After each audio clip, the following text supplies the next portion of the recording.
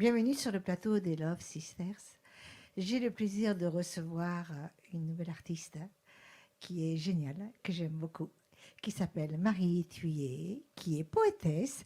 Marie, bonjour. Bonjour. Donc, tu écris des poèmes, Oui, tu es auteur. oui, Est-ce que tu es compositeur? non, Non, tu es qu'auteur. oui, Donc, tu vas nous faire une surprise tout à l'heure, justement, tout à en fait. live. Ouais. On va avoir une surprise qu'on va annoncer.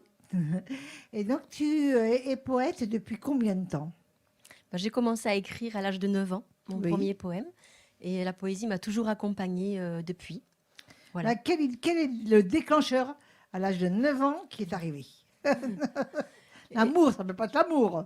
Eh bien, une certaine forme d'amour, tout est amour. Non, mais c'était La parce vie par que elle-même. mon premier poème, c'était un poème pour inviter la lumière à venir dans ma vie. À 9 ans, Oui, et c'était le soleil. c'était le soleil. Voilà. Ouais. Et donc, tu as commencé à écrire des poèmes comme tout le monde, sur Mm. des feuilles blanches, etc. Ensuite, à quel âge tu as commencé à vouloir vraiment en faire un métier? Alors, je ne considère pas ça comme un métier, en ce qui me concerne. C'est C'est une vraiment passion. une passion, quelque chose de l'ordre de plus l'accomplissement personnel. Et donc, j'ai toujours écrit et tout est parti de ma grand-mère maternelle, qui avait une orthographe incroyable et qui me corrigeait mes poèmes. Et Ah. elle m'avait dit, quand tu seras grande, tu seras écrivain. Et je lui ai fait cette promesse. Elle est partie en 2009, Elle s'appelait comment? Germaine. Germaine. Voilà. Et elle est partie en 2009 sans que j'ai pu honorer ma promesse. Et donc voilà, en 2009, j'ai commencé à me dire, bon, ben, maintenant, tu vas peut-être essayer d'aller dans l'aventure de la publication. Et mon premier livre, il est paru chez Eddy Livre en 2011, Lettre ouverte à l'amour. Et tu as une maison d'édition? Voilà, donc je Tu... suis auteur indépendant, parce que la poésie, bah, ça ne se vend pas, c'est difficile hein, pour pouvoir trouver un éditeur qui accepte cette aventure. Mais par contre, c'est vrai que l'aventure de l'auto-édition, moi, elle me convient bien, parce que je fais mes propres illustrations, c'est un travail plus d'artisan, à taille humaine. Et moi, ce qui m'intéresse, c'est justement de partager ma poésie partout où je peux, casser un peu les ghettos, ramener la poésie au plus près des gens et pas que ce soit un langage un peu d'initié, un peu obscur. Donc Oui. dans les maisons de retraite, dans les ateliers poésie, dans les lycées, partout où je peux, Donc tu vas j'y lire vais. tes poèmes aussi dans Oui, les maisons de oui, retraite, dans les lycées. oui. Et comment tu distribues tes livres? Ben, ça marche surtout avec les récitals Mhm. et les dédicaces. Et il y a une belle dynamique poétique ici en Occitanie. À Paris aussi, je me déplace, j'ai passé des concours, j'ai eu des prix de poésie. Et donc, en fait, ça se répond. Donc, on m'invite pour faire des dédicaces ou je participe à des festivals et on fait des scènes. Et voilà. Le poème, il a quand même une structure qui lui est propre. Oui, Et même si c'est de la poésie libre et moderne, le conte, c'est le ton du conte et du récit. Voilà, on raconte une histoire. Et dans le poème, ben, on est beaucoup plus libre. On peut choisir vraiment, surtout maintenant, une structure syntaxique qui est complètement désorganisée. Et on joue sur les mots, ou on va chercher plutôt l'émotion.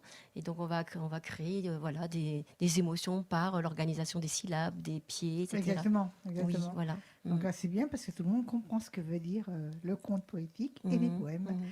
Et ton autre livre là que Alors, je par vois, exemple, celui-ci, il a eu le prix Charles Baudelaire oui, à Paris en 2015, Les volcans de Braise.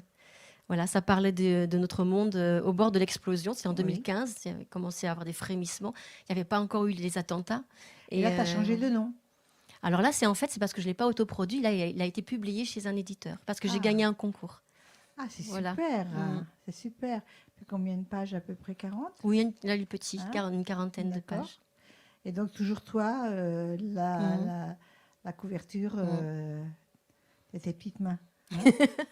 C'est De tes ça. petites mains. Oui, C'est c'est sympa. Manini. Et comment, par exemple, je pense que tu as un réseau, tu as Oui, des réseaux, oui, plusieurs réseaux, oui, entre autres, comme tout le monde connaît, Facebook, oui. un peu trop connu d'ailleurs, Mm. Instagram, non? Mhm. Aussi, tu as mis tes livres en vente un peu partout.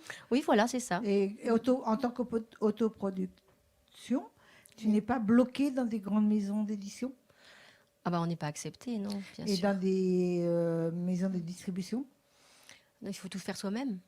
C'est-à-dire, est-ce que tu peux être pris quand même à la FNAC, par exemple Ah, j'y suis. C'est-à-dire qu'en fait, maintenant, j'ai trouvé avec l'édition numérique, l'auto-édition numérique, on a diffusé vraiment partout. Donc, Soramps, Amazon, Smart, Soramps, voilà, oui. les plateformes. N'importe qui peut venir en librairie, dire voilà, je voudrais voir ce que Marie Thuillet publie. Et à ce moment-là, il cherche Marie Thuillet et il tombe sur ce que j'ai publié. Donc, tu n'écris pas que des livres. Donc, là, maintenant, tu commences à faire de la scène. En fait, l'un ne va pas sans l'autre. Parce que pour moi, l'écriture... Depuis combien de temps tu fais de la scène? Depuis le début. Depuis le début. C'est moins facile depuis le début, peut-être là, c'est bon. Qu'aujourd'hui, c'est quand même une certaine mode. Oui, ça bouge. Ça bouge, la parole se libère. Et puis, je crois que les gens, ils ont besoin d'entendre autre chose, d'autres sons de cloche. Donc, tu nous as fait une surprise. Tu n'es pas venue seule. Oui. Et donc, tu nous as fait une petite surprise. Est-ce que tu peux nous parler de cette surprise? Alors, on a voulu vous présenter, alors je dis on, parce que la surprise, c'est Philippe Udinot, le gitan noir, qui est venu avec sa guitare. On travaille ensemble depuis plus d'un an, maintenant 1 an et demi à peu près. Et donc, on a voulu en fait fusionner nos univers, qui, vu d'extérieur, pourraient paraître complètement improbables. Eh bien non, c'est ce qu'on a voulu témoigner aussi. C'est que les barrières, elles sont dans le cœur. Hein. Si on les fait tomber, il y en a plus. Le gitan noir nous étonne. Exactement. Voilà. Dans son talent, son ouverture d'esprit, ses créations artistiques, il nous étonne vraiment. D'humeur toujours égale, linéaire, toujours égale. Alors, on a plus de projets encore de scène et de partage, parce que pour moi, la poésie doit se partager, elle doit se communiquer et s'entendre. C'est une musique des mots aussi. Et souvent, on lit un livre et quelque part, ça ennuie. Alors que quand il y a le vivant qui est là, c'est plus simple. Donc, continue les scènes. J'organise aussi moi-même des manifestations de poésie, souvent à but humanitaire, parce que j'engage mon écriture au service de causes qui me sont chères. C'est ça. C'est ça. Laissons-nous porter par les valeurs du cœur. Et je pense que je vais venir vous revoir tout à l'heure, parce que je voudrais saluer le gitan noir. Avec plaisir. On connaît très bien. Donc, je te dis à tout à l'heure. Merci.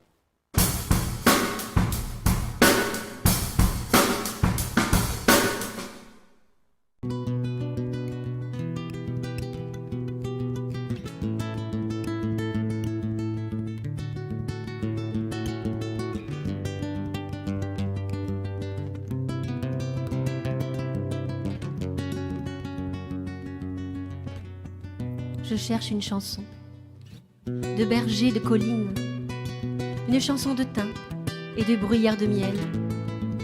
Je cherche une chanson d'abeilles et d'alouettes, une chanson de vent, de mauve et de grands causse. Je cherche une chanson de nuages, de soleil. Je cherche une chanson de masse, d'histoire perdue. Je cherche une rivière qui jamais ne se lasse de nourrir notre terre quand le monde trépasse, comme un rêve nouveau que l'on retrouverait dans le vol d'un oiseau où ciel et terre s'embrassent. Je sais une chanson qui est bien tout cela. C'est celle de mon cœur qui te suit pas à pas.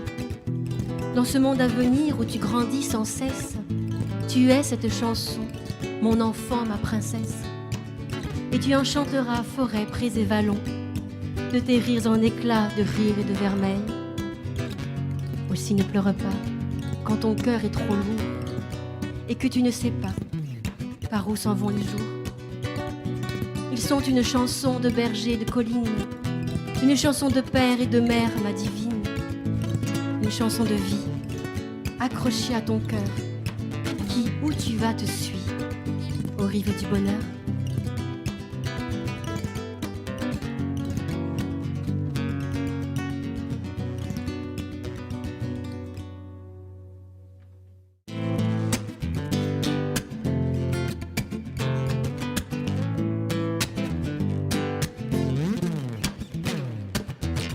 L'homme est plein de tranchées et de murs qu'il se crée.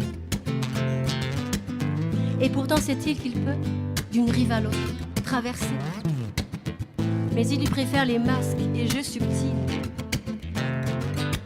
quand bien même sa vie ne tient plus qu'à un fil. Sauver les apparences, sauver en dépit de tout, sauver ses mensonges et ses ruses, pauvre vérité recluse, des limites des frontières, des quartiers, des enceintes, des murailles, des cités, des langages, des couleurs, des ethnies, des pensées, des croyances, maladies. Autant de pauvreté à traverser sans peur de l'autre et des outrages. Sauver les apparences, sauver. Sauver en dépit de tout sauver. Ces mensonges et ces ruses, pauvre vérité recluse. Le monde meurt de si peu d'audace et de courage. Le monde meurt de si peu de l'autre, de si peu de l'autre.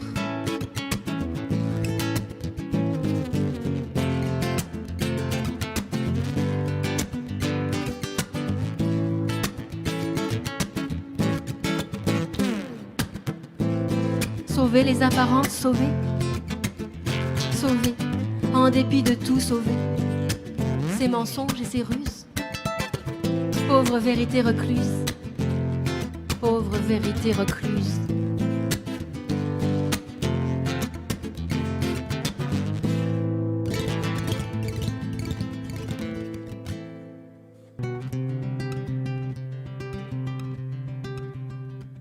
Je suis entrée dans le paysage si grand et j'ai pleuré. J'ai pleuré la beauté et ce que je ne puis être. J'ai pleuré sur les hommes et le monde en folie. J'ai pleuré pour la vague et son chant infini, le brillant de tes yeux, emportés dans leur quête. Si grande est la vie, et certaines mes larmes, de puiser à la source ce qui manque à mon rire, tout est là. Et mes mains s'offrent à cette flamme qui crépite de vie, se fond en un soupir.